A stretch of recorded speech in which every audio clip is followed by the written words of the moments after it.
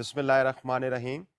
Dear students, हमारा आज का टॉपिक ऑफ डिस्कशन है evolution of press laws with special reference to सब कॉन्टिनेंट एंड पाकिस्तान। इस टॉपिक में आज हम ज़रा ये डिस्कस करने की कोशिश करेंगे कि press laws before the creation of Pakistan क्या थे, किस तरीके से उनकी एवोल्यूशन हुई, किस तरीके से वो प्रोग्रेस हुए, और किस तरीके से जब पाकिस्तान बन जाता है तो किस किस्म के लॉज पाकिस्तान बनने से पहले मौजूद थे, और क्या उनकी कंटिन्यूएशन पाकिस्तान बनने के बाद भी रही, और अगर रही तो उनकी वजूहात क्या है। हम इनफैक्ट इस लेक्चर को इन प्रोग्रेशन लेंगे और इसको ज़रा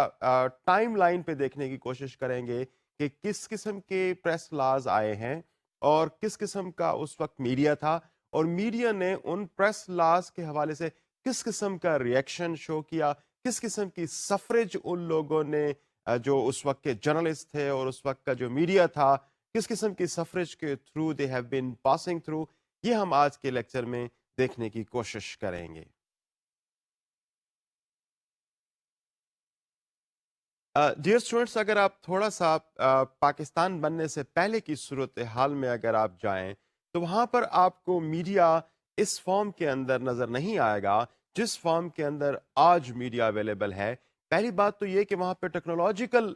जो फैसिलिटीज़ मीडिया के पास आज हैं उस वक्त नहीं थी, और इलेक्ट्रॉनिक मीडिया नाम की चीज़ शायद बिल्कुल टोटली एग्जिस्ट ही नहीं कर रही थी, सिर्फ और सिर्फ प्रिंट मीडिया था। तो लिहाजा जब मैं यहाँ पर आज की डिस्कशन में जब मीडिया की बात करूँ तो इसका मतलब मेरा इलेक्ट्रॉनिक मीडिया या वायर सर्विसेज इनफैक्ट नहीं होंगी। यहाँ पर मेरा मीडिया से मुराद सिर्फ और सिर्फ प्रेस होगा। तो पार्टीशन से पहले 1947 से पहले प्रेस का जो रोल था या प्रेस जिस तरीके से अपना फंक्शन परफॉर्म कर रही थी सोसाइटी के अंदर, this was absolutely different then what the role it was supposed to play after the creation of Pakistan. उस वक्त प्रेस एक इनिमिकल स्टेट में थी, एक ऐसी स्टेट में थी where it had to fight with the foreign rulers. उनको ब्रिटिशर्स के खिलाफ लड़ना था। वहां पर उस वक्त उनका जो रोल था वो फ्रीडम फाइटर का था। वहां पर उनका रोल उस किस्म की सिचुएशंस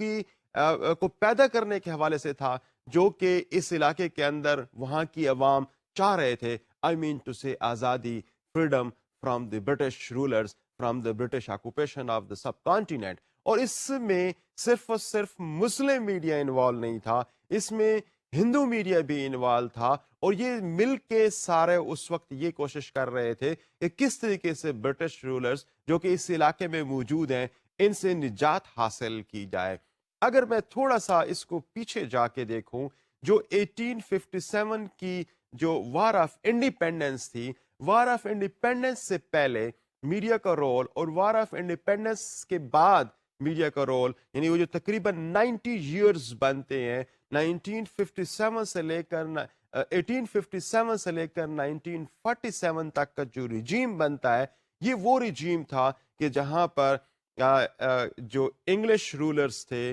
जो ब्रिटिश रूलर्स थे, उनको ये बात वाजे हो चुकी थी कि ये मीडिया बेसिकली फाइट कर रहा है फ्रीडम के लिए, और फ्रीडम ऑफ इटसेल्फ नहीं बल्कि freedom of the subjugation of the British rule है। फ्रीडम के लिए फाइट कर रहे हैं जो इस इलाके की आज़ादी के लिए है, अपनी फ्रीडम ऑफ एक्सप्रेशन की लिए ये लोग फाइट नहीं कर रहे। जबकि इससे पीछे अगर हम 1857 पे अगर से पीछे की तरफ अगर आप जाएं, वार ऑफ इंडिपेंडेंस के से पहले की तरफ अगर आप जाएं, तो वहां पर अगर मीडिया फाइट करता हुआ नजर भी आता है तो उसकी वार जो थी या उसकी जो फाइट थी ब्रिटिश रूलर्स के खिलाफ या गवर्नमेंट्स के खिलाफ जो फाइट थी उस वक्त, वो इनफैक्ट अपने राइट ऑफ एक्सप्रेशन के लिए थी, अपने राइट ऑफ ओपिनियन के लिए थी। लेकिन जब 1857 की जो वार ऑफ इंडिपेंडेंस होती है तो उस वक्त ब्रिटिशर्स इस चीज पे बड़े क्लियर हो जाते हैं कि ये मीडिया अब इस मुल्क के अंदर, इस सब कॉन्टिनेंट के अंदर ब्रिटिशर्स को बाहर करने के लिए और आज़ादी हासिल करने के लिए लोगों की आवाज के साथ आवाज मिलाएगा। ये वो स्टेट था जिसकी वजह से एक sort of adversarial relations between the state, between the government and the media वो डेवलप हो चुकी थी। उसकी वजह बेसिकली यही थी कि ब्रिटिशर्स उस वक्त इस चीज को जान चुके थे कि मीडिया इस वक्त लोगों का माउथ पीस बन रहा है और वो इस इलाके में آزادی کی جنگ لڑنے کے لیے پورے طریقے سے تیار ہو چکا ہے. ڈیئر اسٹوڈنٹس، یہاں پر ایک بہت ہی انٹرسٹنگ صورتحال آپ کو بتاتا چلوں کہ آج جس قسم کی صورتحال ہم میڈیا میں دیکھ رہے ہیں یہ اس سے بڑی مختلف ہے جو کہ آفٹر وار آف انڈیپینڈنس پائی جا رہی تھی یا before the partition of subcontinent پائی جا رہی تھی. مثال کے طور پر اس کے ڈائنامکس کو ذرا انڈرسٹینڈ کرنے کی کوشش کرتے ہیں کہ اس وقت جو اونرز آف دا میڈیا تھے mostly they were the editors as well. اب جو پروپرائٹرز تھے اور جو پروفیشنلز تھے there was no as such difference between them. مثال کے طور پر آپ سر سید احمد خان کی ایگزامپل لے سکتے ہیں. Sir Syed Ahmad Khan for long years after war of independence 1857 سے لے کر آگے تک بڑے عرصے تک وہ نیوز پیپرز نکالتے رہے اور وہ خود اس کے ایڈیٹر بھی رہے اور وہ خود اس کے لیے ایڈیٹوریل اور اس کی پوری جو ایڈیٹوریل پالیسیز تھے وہ ڈیوائز کر رہے تھے. اور آپ اس چیز کو بھی بہتر جانتے ہیں کہ وہاں پر ان کا مقصد اس قسم کے نیوز پیپرز کا مقصد کیا تھا کہ جو امپریشن برٹش رولرز نے کیری کر لیا تھا کہ اس سارے کی ساری وار آف انڈیپینڈنس کے پیچھے مسلمانوں کا ہاتھ ہے, he wanted to in fact remove that impression with the help of the newspapers that he initiated. اور وہ بڑے لمبے عرصے تک اپنے نیوز پیپرز جو ہے نا وہ چلاتے رہے and he himself was the editor as well as the proprietor. And he is not the only example. You can take example of Maulana Zafar Ali Khan. Maulana Zafar Ali Khan daily زمیندار بھی چلا رہے تھے اور کامریڈ بھی چلا رہے تھے. انگلش اور اردو نیوز پیپرز دونوں وہ اس کے پروپرائٹر بھی تھے اور دونوں کے لیے وہ جرنلسٹ بھی تھے. اور ان کے جو پیسز تھے وہ اتنے امپورٹنٹ انہوں نے اس وقت جو اپنی پیسز کریٹ کیے تھے, جو ایڈیٹوریلز انہوں نے کریٹ کیے تھے, ایون سو مچ سو کہ بعض چیزیں ایسی تھیں جو کہ برٹش رولرز یہاں سے ان پیسز کو, ان ایڈیٹوریلز کو انگلینڈ بھجوایا کرتے تھے کہ نیوز پیپرز کی لینگویج کیا ہونی چاہیے اور نیوز پیپرز کو کس طریقے سے اپنے رائٹ کے لیے فائٹ کرنا چاہیے. یہ چیز اپنے میڈیا کو دکھانے کے لیے یہاں پر اس ریجن سے نیوز پیپرز کے جو سیمپلز ہیں, نیوز پیپر کے جو رائٹنگ کے پیسز تھے وہ وہاں پہ بھجوایا کرتے تھے, اپنے ملک بھجوایا کرتے تھے. تو it was basically the state of media at that time کہ جو پروپرائٹرز تھے وہ بہت ہی پروفیشنلز تھے اور پھر وہ اپنی تمام ان پٹ اپنی اس وار جس کو وہ فائٹ کر رہے تھے اس میں وہ یوز کر رہے تھے. And that basically war was war for freedom, freedom of the area, freedom of the region, and from home, from the British rulers. مولانا ظفر علی خان بھی اس میں کوئی لاسٹ ایگزامپل نہیں ہے. اگر آپ مزید چلیں تو آپ کو مولانا محمد علی جوہر بھی نظر آتے ہیں, آپ کو حسرت مہانی بھی نظر آتے ہیں اور یقیناً آپ کو ابو کلام آزاد بھی نظر آتے ہیں. ڈیئر اسٹوڈنٹس, اگر آپ اس پوری سچویشن کو اگر سمجھنے کی کوشش کریں تو آپ کو نظر آئے گا کہ اس وقت کے جو میڈیا ڈائنامکس تھے اور میڈیا کے جو پروفیشنلز اور جو پروپرائٹرز تھے ان کے درمیان میں ریلیشن شپ کی وہ نوعیت نہیں تھی جو ہمیں آج نظر آتی ہے. مثال کے طور پر آج جب بھی آپ کسی بھی قسم کی اگر گورنمنٹ میڈیا کو کنٹرول کرنا چاہتی ہے تو وہ کسی بھی مالکان کے ساتھ کسی بھی قسم کی ڈیل میں آ جائے یا ان کو سپریس کر لے تو of course they would be able to control the whole media. لیکن وہاں پر اس وقت سٹیٹ ایسی نہیں تھی. اس وقت جو پروپرائٹر تھے ان کے بیسیکلی موٹیوز پروفٹ کے نہیں تھے, وہ میڈیا کے تھرو پروفٹ ارن کرنا نہیں چاہ رہے تھے, وہ بیسیکلی ایک وار ویج کی ہوئی تھی انہوں نے اگینسٹ دا ایلین رولرز. تو ایسی صورتحال میں ان کے جو پروفیشنل ایٹیٹیوڈ تھا, ان کی جو پروفیشنل رسپانسبلٹیز تھیں, وہ کسی بھی صورت میں ان کے پروپرائٹری جو ان کی رسپانسبلٹیز تھیں ان کے ساتھ کانفلکٹ میں نہیں آ رہی تھیں. اور یہی چیزیں آپ دیکھیں کہ یہ مستقل چلتی رہیں 1857 سے لے کر 90 لانگ ایئرس تک, 1947 تک. اور اسی صورتحال میں پاکستان نے جنم لیا. اسی صورتحال میں ان لوگوں کی جو کنٹریبیوشن تھی اس نے جو برٹش رولرز تھے ان کو اس ریجن سے آؤٹ کرنے میں ہیلپ کیا. انفیکٹ میں اگر کسی کے الفاظ دہراؤں تو وہ کچھ اس قسم کے ہوں گے کہ for them the profession of journalism was not a profession to earn money and they did not have any profit motives. Rather, their pen was the sword of a crusader. The pen was basically their passion and pen was their song. تو وہ songs generate کر رہا تھا، songs of freedom generate کر رہا تھا، اور یہ وہ اسٹیٹ تھی جس کی وجہ سے British rulers they have to bow their head for the demands جو کہ اس وقت کے نیوز پیپرز کر رہے تھے۔ ایک انٹرسٹنگ بات اور بھی یہاں پہ ہمیں نظر آتی ہے کہ اس وقت جو میڈیا کی جو پروفیشنل رسپانسبلٹی تھی اور جو پالیٹکس تھی، this was not two different arenas in fact. یہاں پر journalist were deeply involved in the politics at that time, کیونکہ اس وقت صورتحال بڑی مختلف تھی۔ آج اگر ہم بات کرتے ہیں تو ہم یہ کہتے ہیں کہ جو professional responsibilities of a journalist that should be away from the political responsibilities, that should be away from the political ideologies that one has to carry۔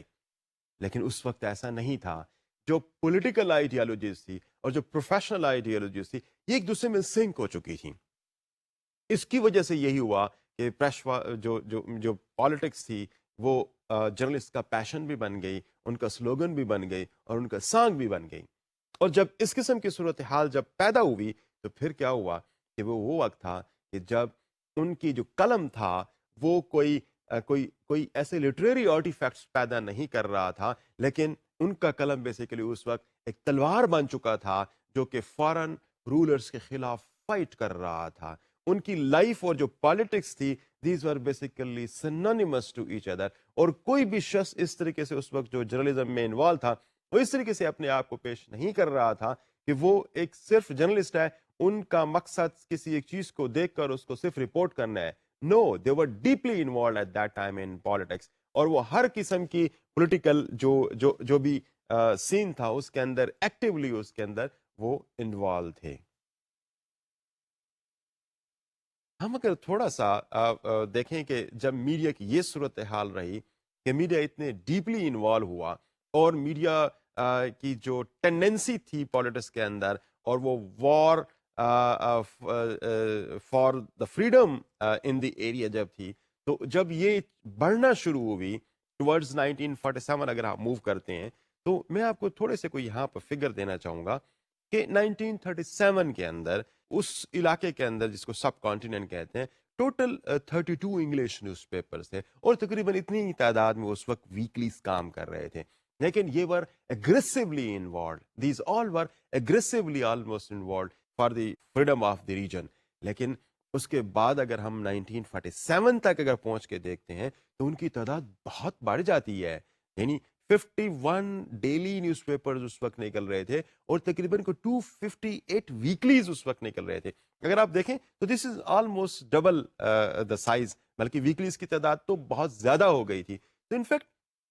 یہ اس وجہ سے پاسبل ہو رہا تھا کہ میڈیا اس وقت ڈیپلی انوالو ہو چکا تھا in the war for the freedom of the area, freedom of the region and freedom from the British rules، اس میں بہت ڈیپلی انوالو ہو چکا تھا۔ اور یہ ڈراسٹک انکریز میرے خیال کے مطابق سچویشن کی نسبت سے تھی، اور اس کی جو obvious ریزن ہے اس انکریز کی وجہ سے وہ یقیناً effective role of the press تھا، جو بڑے کلیئرٹی کے ساتھ نظر آ رہا تھا کہ press is very active in fighting against the Britishers, اور اس کے جو ریزلٹس تھے وہ بڑے کلیئرٹی کے ساتھ نظر آ رہے تھے۔ اس کی وجہ سے جو تعداد ہے میڈیا کی وہ بھی بڑی تیزی سے بڑھ رہی تھی، جرنلسٹ بھی بڑے ڈیپلی پالیٹکس کے اندر انوالو ہو رہے تھے، اور اس میں سے موسٹلی نیوز پیپرز ایسے تھے جن کے پروپرائٹرز اور professionals were one and the same. Proprietors تھے وہ بزنس ماٹرز کے ساتھ کام نہیں کر رہے تھے، بلکہ ان کا جو فوکس تھا وہ فریڈم فائٹ کرنا تھا، ان کا فوکس بیسیکلی جو ایمینسیپیشن تھی فرام دا برٹش رول وہ تھی۔ In fact nature of press government relation اگر ہم اس وقت پہ دیکھیں، یعنی جو اس وقت کی صورتحال تھی اور 1857 سے آن ورڈ جو صورتحال نظر آتی ہے، تو یہ بیسیکلی اگر آپ اس کو تھوڑا سا اسٹڈی کریں تو اس کا جو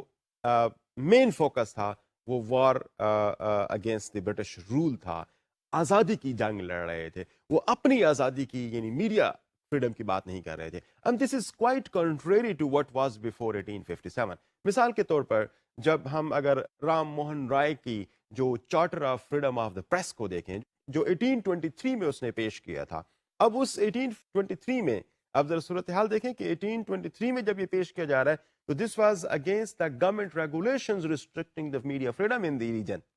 یعنی اس وقت جو ہے نا وہ اس چیز پہ فائٹ نہیں کر رہے تھے کہ ہم نے اس وقت جو برٹش رولرز سے ان کے خلاف فائٹ کرنا ہے، بلکہ ان کی فائٹ اس وجہ سے تھی کہ آپ جو ریگولیشنز آپ دینے کی کوشش کر رہے ہیں، یہ ریگولیشنز جو ہے پریس کی فریڈم کو کرٹیل کر رہے ہیں، ایبریج کر رہے ہیں. تو 1823 میں جو صورتحال تھی and that continue till 1857 till war of independence, وہ اس بات سے متعلق تھی کہ میڈیا کو زیادہ زیادہ فریڈم دی جائے اور گورنمنٹ وہ رولز اور ریگولیشنز جو پریس کو کنٹرول کرنے کے حوالے سے ہیں. اب دیکھیں کہ اس وقت اگر ہم 1823 سے تھوڑا سا پیچھے جاتے ہیں تو it were not only the Muslims and the Hindus those who were fighting for freedom of the media in the region, rather there were certain English as well. وہ بھی وہاں پہ موجود تھے جو برطانیہ سے آئے ہوئے تھے اور ان لوگوں نے یہاں پر نیوز پیپر شروع کیے ہوئے تھے. آپ ہیکی گزٹ کا نام بھی یہاں پہ لے سکتے ہیں. تو انفیکٹ جو ہے نا یہ سارے کے سارے اس وقت جس چیز کے لیے فائٹ کر رہے تھے وہ اس فائٹ سے بڑی ڈیفرنٹ تھی جو کہ 1857 کے بعد شروع ہوتی ہے. اب جب جی اس قسم کی جو صورتحال پیدا ہوتی ہے جس میں 1857 کے بعد مسلمانوں پہ ایک طرح سے مظالم ڈھائے جاتے ہیں کہ مسلمان جو ہے they were basically the fomenter of war of independence in the region. جب یہ صورتحال سامنے آتی ہے اور جب اس قسم کی سچویشن سامنے آتی ہے کہ Muslims are considered to be the most you see the volatile people, even the media, Muslim media are more volatile than the Hindu media. تو وہ جو ایک طرح سے کلیویج ہندو اور مسلم میڈیا کے درمیان میں پیدا ہوا، یہ وہ وقت تھا کہ جہاں پر سر سید احمد خان کو انٹروین کرنا پڑتا ہے اور برٹش رولرز کو یہ ریئلائز کرانا پڑتا ہے کہ no it was not basically a war against the Britishers, یا Muslims are not basically the only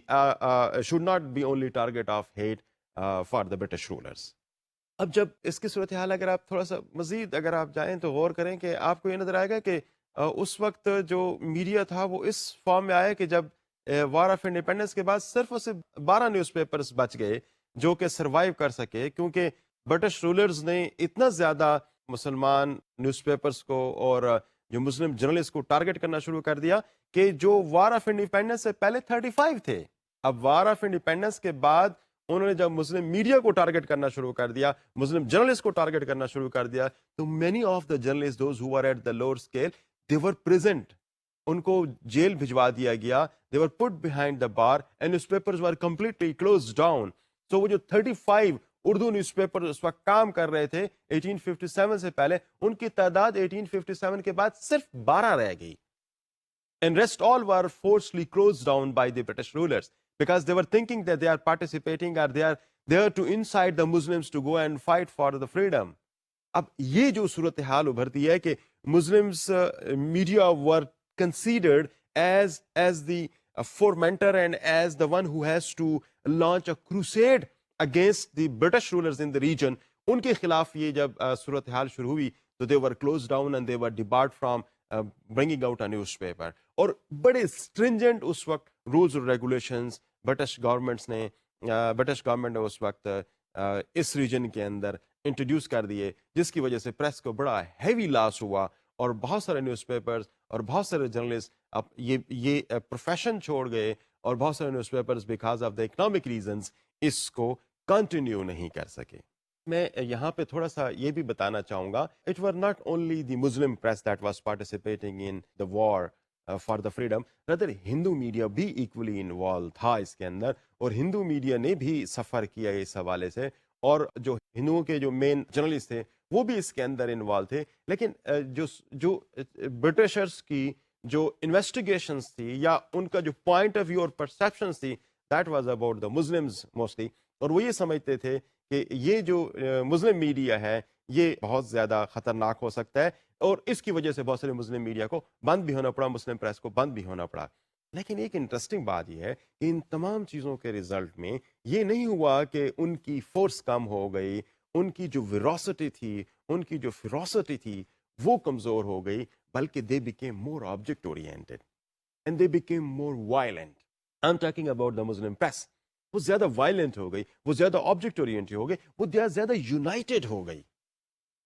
United against the British rulers, united for the fight against the British rule in the area. اس کی example آپ لے سکتے ہیں کہ جو daily Institute Gazette of Sir Syed Ahmad Khan ہے، اس نے تو یہ موٹو ہی یہ لے لیا تھا. اس کے جو موٹو تھا، اس کا جو اخبار کے اوپر لکھا ہوا تھا وہ یہ تھا: to permit the liberty of the press is the part of the government, to preserve it is the part of the free people.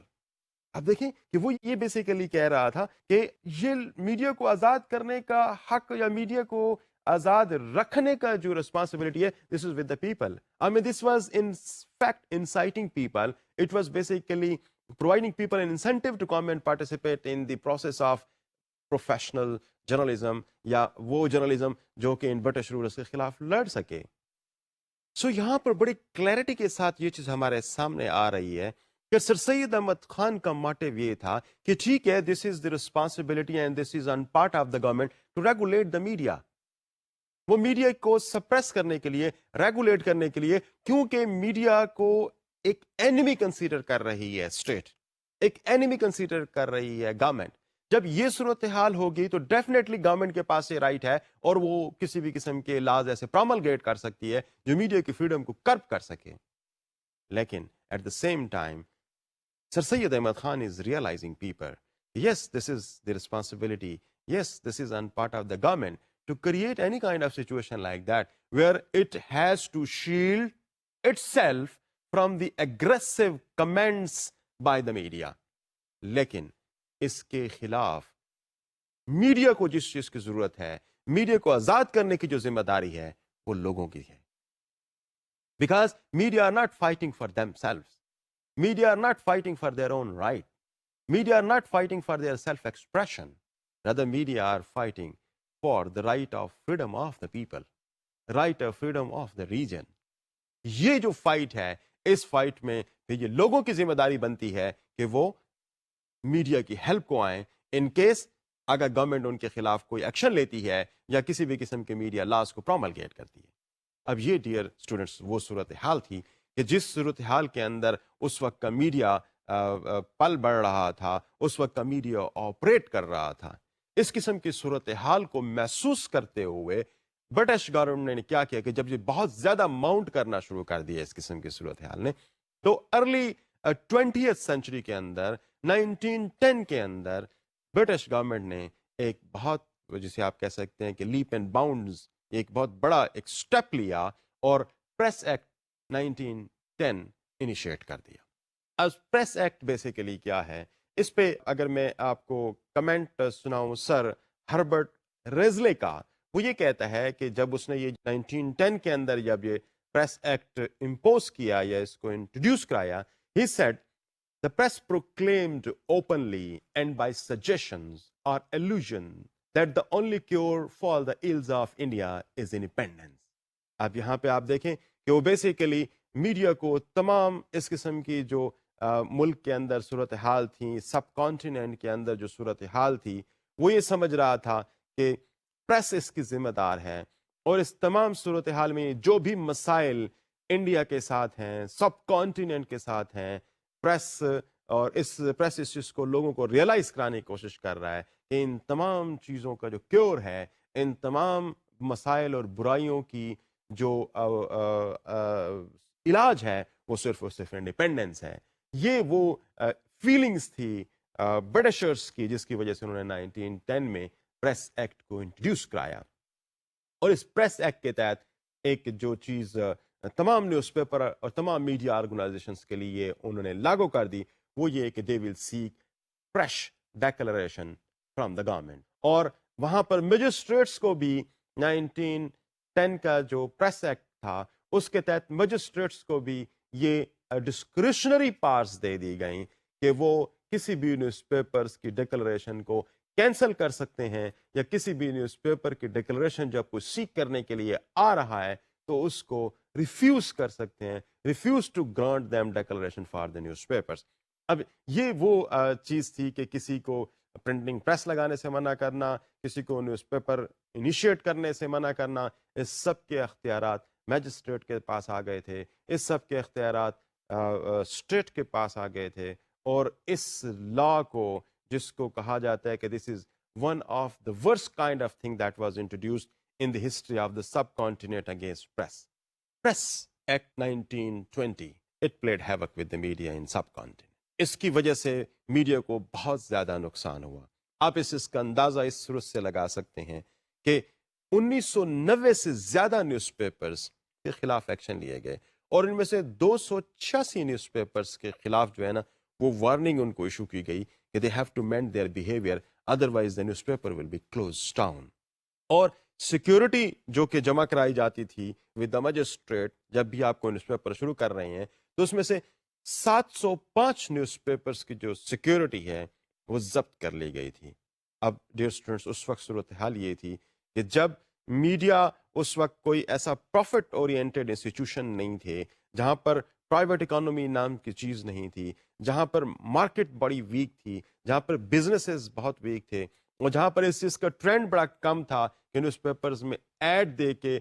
چیزوں کو پبلسائز کیا جائے. ایسی صورتحال میں نیوز پیپرز کے پاس جو میکسیمم ایک سورس آف انکم بن رہا تھا وہ اس کی سرکولیشن سے نکل رہا تھا. تو جرنلسٹ جو کہ اس وقت بڑے پروفیشنلی اپنی ڈیوٹیز پرفارم کر رہے تھے, فریڈم فائٹر کے طور پر بھی وہ لوگ کام کر رہے تھے, ان کے لیے یہ بڑا مشکل تھا کہ جب ان کو اکنامک فرنٹ سے ان پہ اٹیک کیا جائے تو وہ نیوز پیپر کو کیری آن کریں. یہ ایک بہت مشکل کام تھا اور آپ دیکھیں کہ 705 نیوز پیپرز کی جو سیکیورٹی تھی وہ فورفیٹ کر دی گئی. تو اس سے پہلے ہسٹوریکلی کہیں بھی ایسی صورتحال نظر نہیں آتی جو کہ 1910 کے جو پریس ایکٹ تھا اس کے انٹروڈیوس ہونے کے بعد سامنے آئے. ایک بہت بڑا جسے آپ کہہ سکتے ہیں this was a setback for the media in the subcontinent تھا. اور اس میں آپ کو یہ ساتھ ساتھ بتاتا چلوں کہ it was not only the Muslim media that was suffering because of this act, rather Hindu media was also suffering because of it. ان کے بھی بہت سارے اس میں جو میں آپ کو فگر دے رہا ہوں اس میں ہندو میڈیا بھی انوالو ہے, لیکن سب سے زیادہ جو نقصان ہوا اس پورے سسٹم کے اندر, اس پورے رجیم کے اندر, اس کے مین جو وکٹم تھے وہ مسلمز تھے, مسلم جرنلسٹ تھے, مسلمز میڈیا تھا, مسلم پریس تھی. اس کی وجہ پرائمریلی جو انگلش کی ایک پرسیپشنز تھیں کہ Muslims are in fact the fomenter of independence or fomenter of the movement of independence in the region. اس پرسیپشن کی بنیاد پہ ان کو بہت نقصان پہنچا اور یقیناً جو مسلم میڈیا تھا وہ اچھا خاصا وولٹائل تھا اس وقت, اگریسولی کام کر رہا تھا because they were fighting for their region, because they were fighting for the right of self-determination of the people in the region. All India Muslim league نے بھی پریس ایکٹ اس کو بارے میں یہ کہا کہ the most objectionable piece of legislation, a slur on the government. یہ الفاظ استعمال کیے گئے تھے by the all India Muslim league اور اس نے بھی اس کو آبجیکٹ کیا. اور اس تمام جو صورتحال اس وقت ابھر رہی تھی, بڑی انٹرسٹنگ بات یہ ہے کہ میڈیا اور پریس نے اس وقت اس کو بڑے بولڈلی اس کو فیس کیا, and it was only because of the reason that the people were on the back of the media. اگر لوگ شاید میڈیا کے پیچھے نہ ہوتے, میڈیا کو سپورٹ اور بیک نہ کر رہے ہوتے, ہو سکتا ہے کہ میڈیا اس صورتحال میں سروائیو نہ کر پاتا اور وہ ریزسٹ نہ کر پاتا اس قسم کے ایکٹ اور اس قسم کے ایکشنز جو کہ برٹش گورنمنٹ کی طرف سے ان کے خلاف جاری تھے. جرنلسٹ کو قید کیا گیا, ان کو بڑے لمبے عرصے کے لیے امپریزن کیا گیا, news paper for different reasons, some times کہ سیڈیشن کے اگینسٹ, سم ٹائم کے جو پبلک سیفٹی ہے اس کے لیے نیوز پیپر کے جو جرنلسٹ ہیں وہ خطرہ بن رہے ہیں. تو there were different reasons on the basis of which they were imprisoned and the newspapers were closed down. اور بڑا ہیوی فائنینشیل لاسٹ جو لوگوں نے اور نیوز پیپرز نے اس وقت فیس کیا as a result of the action that were taken under press act of 1910. اور انٹرسٹنگ بات یہ ہے کہ یہ جو پریس ایکٹ 1910 تھا اس کو پھر سپلیمنٹ کرنے کے لیے ایمرجنسی ایکٹ بھی انٹروڈیوس کرائے گئے. 1930 کے اندر پریس ایمرجنسی ایکٹ بھی امپوز کیا گیا اور اس نے ایک طرح سے اس کی جو فیروسٹی تھی, اس کی جو آپ کہہ سکتے ہیں کہ جو ضرب لگانے کی صلاحیت تھی اس ایکٹ کی, اس کو فردر آگمنٹ کیا, اس کو فردر انکریز کیا. میں آپ کو یہ بتاتے چلوں ایک انٹرسٹنگ بات کہ اگر پبلک لوگ میڈیا کے ساتھ نہ کھڑے ہوتے تو میڈیا شاید کسی بھی صورتحال میں سروائیو نہیں کر سکتا تھا. میں اس کی مثال آپ کو اگر زمیندار کی دوں کہ زمیندار کو 11 ڈفرنٹ ٹائمز پہ اس کی سیکیورٹی فورفیٹ کی گئی، فریش سیکیورٹی ڈیمانڈ کی گئی. ان کا خیال یہ تھا کہ میڈیا کو چونکہ وہ ایک ایکیوٹ فائنینشیل کرائسس میں سے گزر رہا تھا، تو ایسی صورتحال میں دیر از اے پاسبلٹی کہ اگر ہم اس پہ اکنامک سینکشنز امپوز کریں گے، اس کی سیکورٹی کو فورفیٹ کریں گے، تو there is a possibility that this paper would not survive. کیونکہ اس وقت زمیندار مولانا ظفر علی خان بڑے ایگریسولی اس ریجن کی فریڈم کے لیے فائٹ کر رہا تھا، اور جو اس کے اس وقت کے جو ایڈیٹوریل کے پیسز ہیں، اگر آپ آج بھی ان کو اٹھا کے پڑھیں تو شاید آپ کو محسوس ہو کہ یہ واقعی ایک ہسٹورک رائٹنگز تھیں. اور میں تھوڑی دیر پہلے جیسے بتا چکا ہوں کہ these were so sharp and so cutting کہ اگر ان کی پیسز کو آج آپ پڑھیں تو آپ کو محسوس ہو کہ شاید دنیا کے اندر ایسے بہت ہی کم آپ کو پیسز نظر آئیں جو کسی بھی میڈیا کے اندر پروڈیوس ہوئے ہوں. اور جو لینگویج مولانا ظفر علی خان استعمال کرتے تھے، ایون برٹشر اس لینگویج کو پڑھ کے محظوظ ہوا کرتے تھے، اور اپنے نیوز پیپرز کو پیسز ایگزامپلز کی صورت میں بھجوایا کرتے تھے کہ look and see that how non English people are writing English.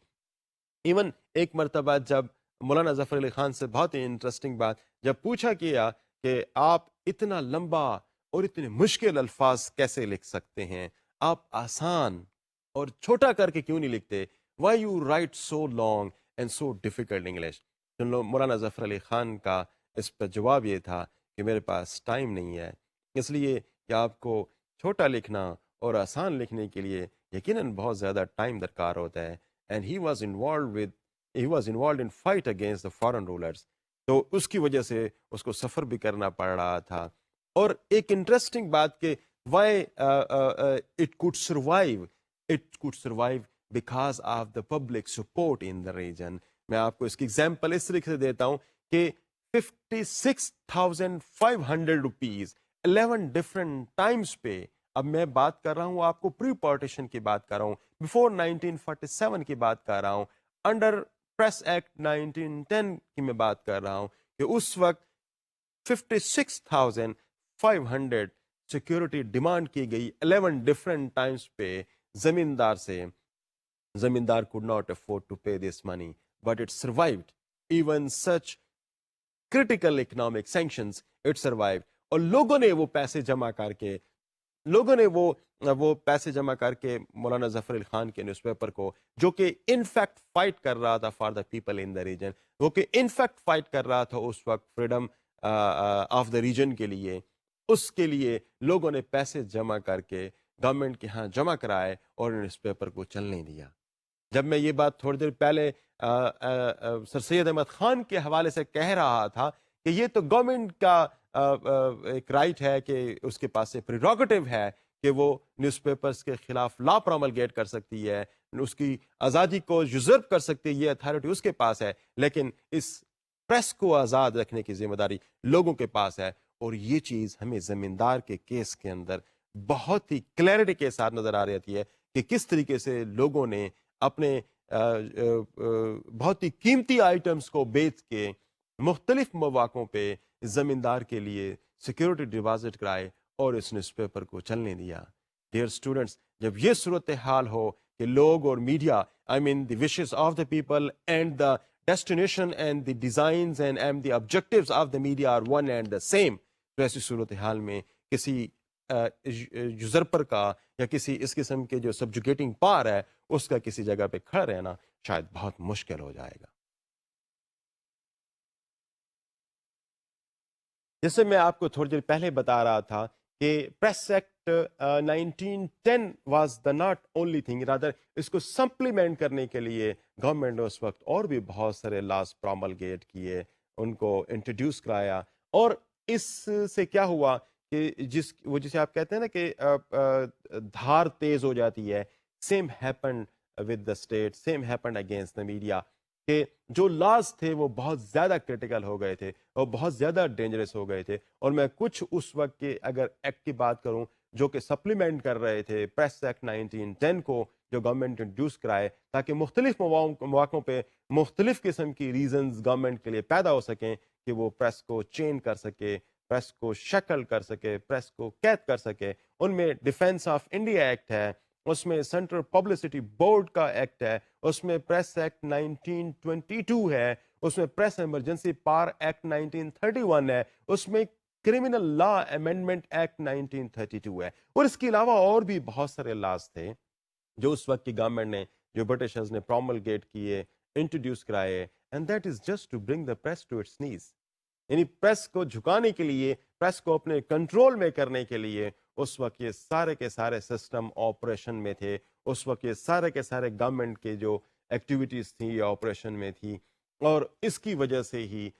Media کو بہت سخت ٹائم فیس کرنا پڑا۔ میڈیا کو اسٹیٹ کے ساتھ جسے آپ کہہ سکتے ہیں کہ 1-to-1 فائٹ لڑنا پڑی۔ اگر میڈیا اس وقت اتنا وولٹائل نہ ہوتا، اگر میڈیا اس وقت اتنا پولیٹیکلی ایکٹیو نہ ہوتا، اگر میڈیا اس وقت اتنا ایگریسولی اس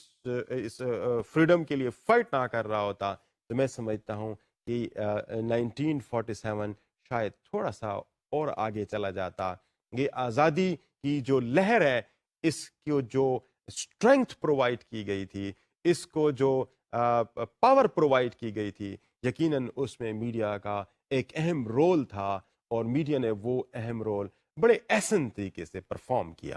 ذرا ہم تھوڑا سا اس چیز کا انالیسس کرنے کی کوشش کرتے ہیں کہ what were the reasons behind that media could survive even under this odd situation۔ جب گورنمنٹ نے پوری طریقے سے میڈیا کو گیگ کرنے کی کوشش کی، جب گورنمنٹ نے پوری طریقے سے میڈیا کو کنٹرول کرنے کی کوشش کی، اور جس طریقے سے میں آپ کو بتا چکا ہوں کہ کتنے زیادہ اور لاس پروملگیٹ کیے گئے جو کہ میڈیا کو کنٹرول کرنے کے لیے اور میڈیا کو فائنینشیل لاس دینے کے لیے، جرنلسٹ کو امپریزن کرنے کے لیے، میڈیا کو کلوز ڈاؤن کرنے کے لیے سارے کے سارے انٹروڈیوس کرائے گئے، لیکن اس کے باوجود بھی media survived. Let's make analysis that what were the reasons of this reason behind this survival۔ کیا سمجھتے ہیں آپ کس قسم کی صورتحال میں میڈیا سروائیو کر سکتا ہے؟ اور ہمیں ذرا اس وقت کی سچویشن کو، I mean we have to see things in the perspective. اس وقت صورتحال یہ تھی کہ جو پرائیویٹ سیکٹر اکانومی تھی that was almost negligible, I mean there was no support for the media to seek any kind of financial support from the private sector. So lifeblood for a media is always money and the finances. And that money and finances were not available from the private sector and from the market. دوسری بات یہاں پہ یہ تھی کہ media اس وقت technology کے حوالے سے بھی بہت زیادہ رچ نہیں تھا. Rather I can say that this was not at all rich. So technological support was also not there with the media. جیسے آج ہم بات کرتے ہیں کہ you will close down one newspaper, you will close down one television station, but how you will close them on the internet? اور پھر اس کو اکراس دا باؤنڈریز آپ کے لاز وہاں پہ کام نہیں کرتے، ان کو وہاں پہ کیسے آپ روکیں گے؟ تو ٹیکنالوجی نے بھی آج کے دور کے اندر اگر ہم دیکھیں تو میڈیا کو لبریٹ کرنے کے لیے from the clutches of the government بہت امپورٹنٹ رول پلے کیا ہے. But you do not see any kind of thing like that that was supporting, that was helping the media to sustain in such odd situations. So then, what was there? I mean, the economy is not there. Technology is not there. Professionally بھی media شاید کوئی اتنا زیادہ sound نہیں تھا. ویسے صورتحال میں ہمیں نظر یہ آتا ہے, نمبر ون, کہ media was having the ideological backing. Media were at that time ideological institutions. Or according to James Curran, ideology is power. So media کو پاورفل بنانے کا جو کام تھا وہ بیسیکلی اس کی آئیڈیالوجی بنا رہی تھی.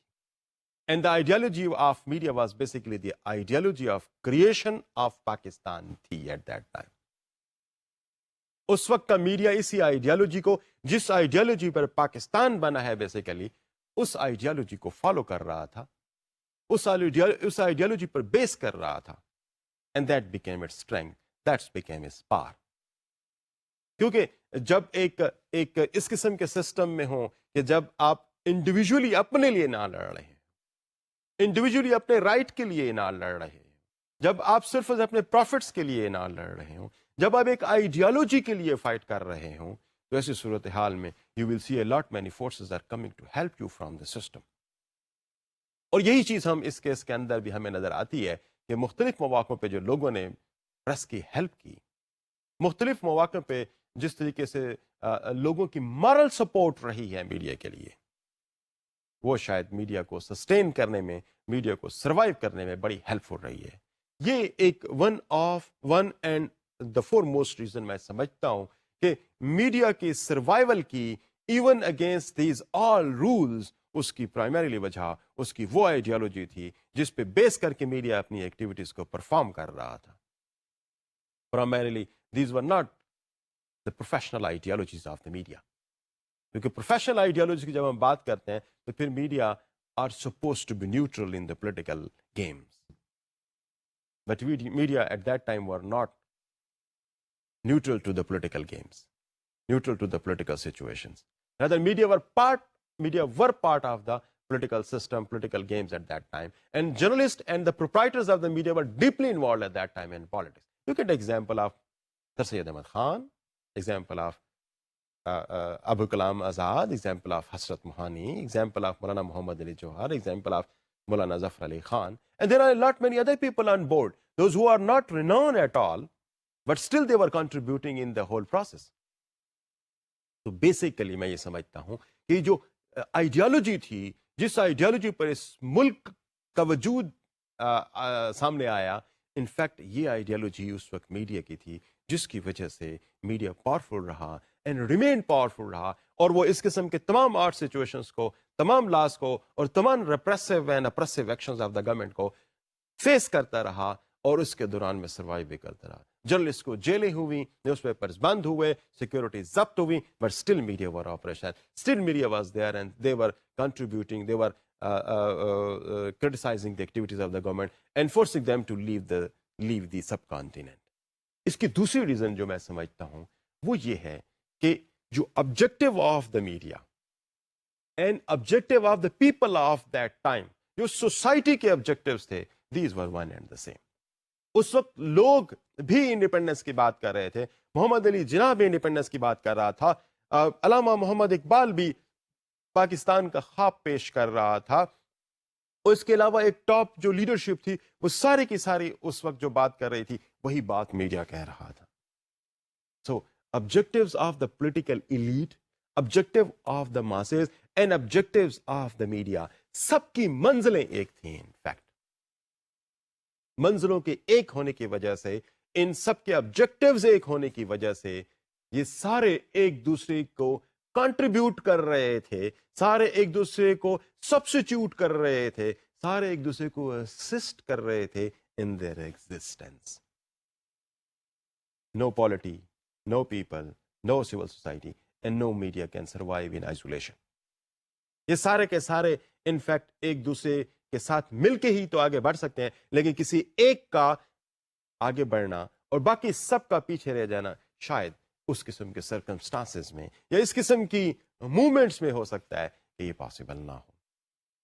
ڈیئر اسٹوڈنٹس، میں سمجھتا ہوں کہ یہ تمام ایکٹس جو اب جن کو ہم نے بات کی، جن کے حوالے سے بات کی، یہ اس وقت ہی یہ پاسبل تھا سروائیول ان کا کہ جب یہ سارے مل کے ہی کام کرتے. تو یہ جو دو مین ریزنز، ایک آئیڈیالوجی تھی اور ایک جو common objective of media and the society, media and the people, یہ دو ریزنز بنتی ہیں جس کی وجہ سے میڈیا اس قسم کے رولز اور ریگولیشنز جو کہ پریس لاز کے فارم میں موجود تھے، جن کو بہت زیادہ ایکسیسولی استعمال بھی کیا گیا، اس کے باوجود بھی میڈیا نے اس ریجن کے اندر سروائیو کیا، ریسپیکٹفلی سروائیو کیا اور اپنے آبجیکٹوز کو سکسیسفلی اچیو بھی کیا.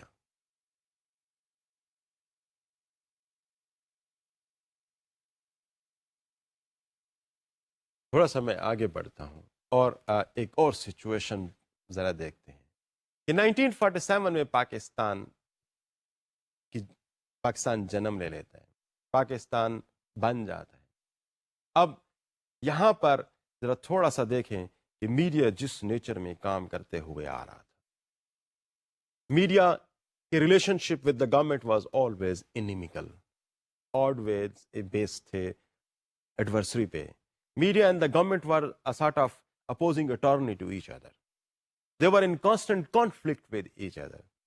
لیکن 1947 جب پاکستان کریٹ ہو جاتا ہے،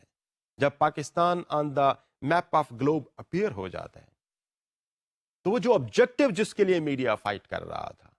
وہ آبجیکٹو جس کے لیے لوگ میڈیا کو سپورٹ کر رہے تھے وہ ایبسنٹ ہو جاتے، وہ وہاں پہ نظر نہیں آتا. تو یہ وہ صورتحال ہے جس کی وجہ سے میڈیا کے جو اس وقت کی گورنمنٹ تھی اس کے ساتھ ایک طرح سے آپ کہہ سکتے ہیں کہ حالات کی نیچر تبدیل ہو جاتی ہے.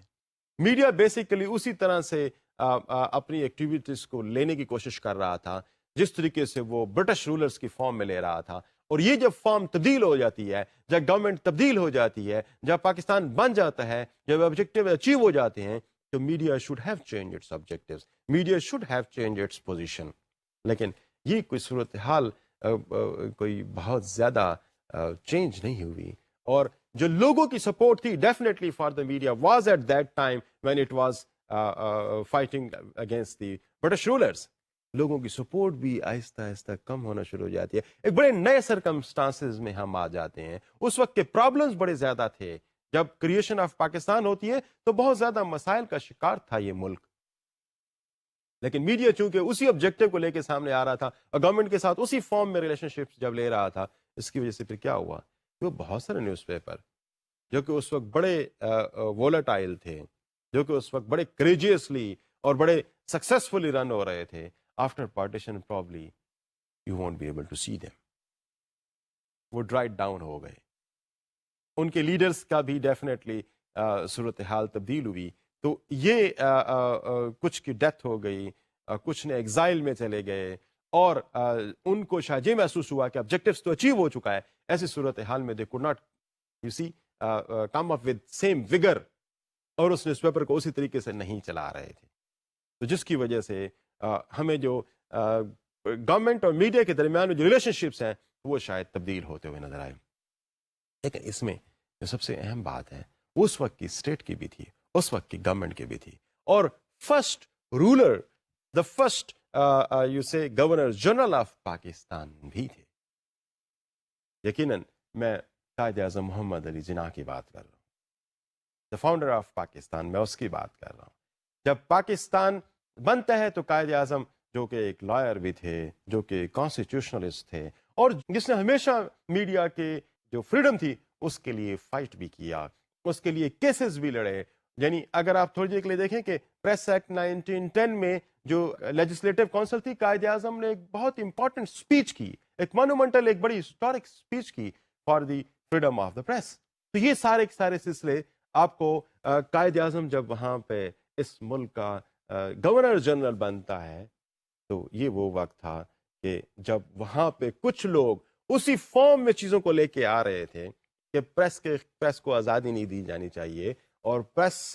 کو یہ آزادی نہیں دی جانی چاہیے کہ وہ گورنمنٹ کو کرٹیسائز کرے اور گورنمنٹ کے ساتھ کسی بھی قسم کی ڈس ایگریمنٹ میں آئے. لوگوں نے جو اس وقت کی پریکیریس پولیٹیکل، اکنامک اور سوشل کنڈیشنز تھیں ان کا سہارا لے کے پریس کو کنٹرول کرنے کے لیے لاز اگین ڈیولپ کرنے کی کوشش کی، جس کو قائد اعظم نے کرٹیسائز کیا. And Quaid Azam did not agree to that, کیونکہ وہ ہمیشہ جو ہے وہ torch bearer of individual liberties رہے ہیں اور ہیومن رائٹس کے فالوورز رہے ہیں، اور ہیومن رائٹس کو اور فریڈمس کو ہمیشہ ایڈوکیٹ کرتے رہے ہیں. So he did not agree to that. میں اگر اس حوالے سے جناح کی اسٹیٹمنٹ آپ کو پڑھ کے سناؤں جو آپ کو سلائڈ پہ بھی نظر آ رہی ہوگی. I do maintain and I have drunk deep at the fountains of constitutional law that a liberty of man is the dearest thing in the law of any country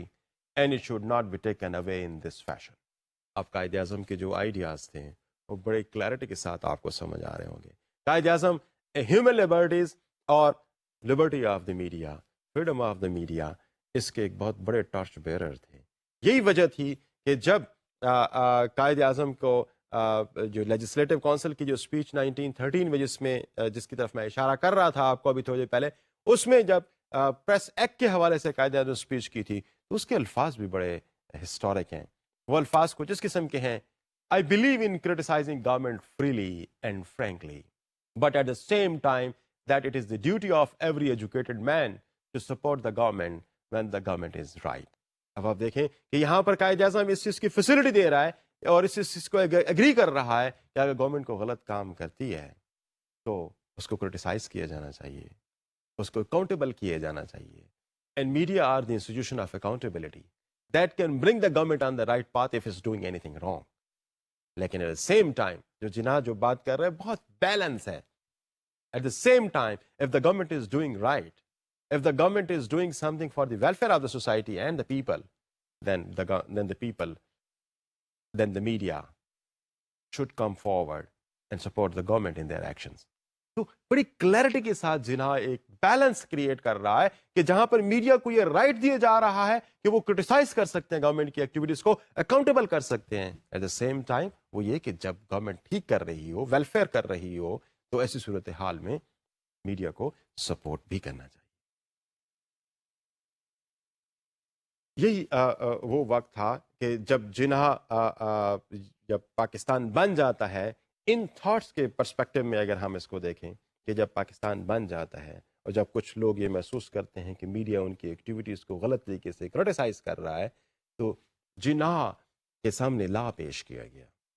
اور اس کو فریڈم آف پریس پہ basically وہ ایک قدغن سا تھا. تو جناح نے بڑے خوبصورت الفاظ اس وقت کہے تھے, اس لا کو سائن کرنے سے انکار کر دیا تھا. اور وہ الفاظ قائد اعظم کے اس وقت کے جو الفاظ تھے وہ یہ تھے, All my life I have been fighting against these black laws. Now you expect me to sign it? No, I will put my foot down on it. Dear students, یہ وہ قائد اعظم کی ویژن تھا, وہی قائد اعظم کی اوپینین تھی about the media and about the press. اس لیے ہمیں نظر آتا ہے کہ قائد اعظم کے جو وقت تھا, جو 1 سال کا تک کم و بیش ایریا ٹائم بنتا ہے, یہ وہ وقت تھا کہ جب جناح نے میڈیا کے حوالے سے کوئی لا پروملگیٹ نہیں کیا, کسی بھی لا کو کسی بھی قسم کا ایکسرسائز نہیں ہونے دیا. بلکہ میں اگر آپ کو یہ کہوں کہ قائد اعظم نیوز پیپرز کو جسے آپ کہہ سکتے ہیں کہ اس کے انیشیٹ کرنے والے تھے. ڈیلی ڈان کی اگر آپ ایگزامپل لیں, منشور کی اگر آپ ایگزامپل لیں, قائد اعظم محمد علی جناح ان کو سپروائز کر رہے تھے.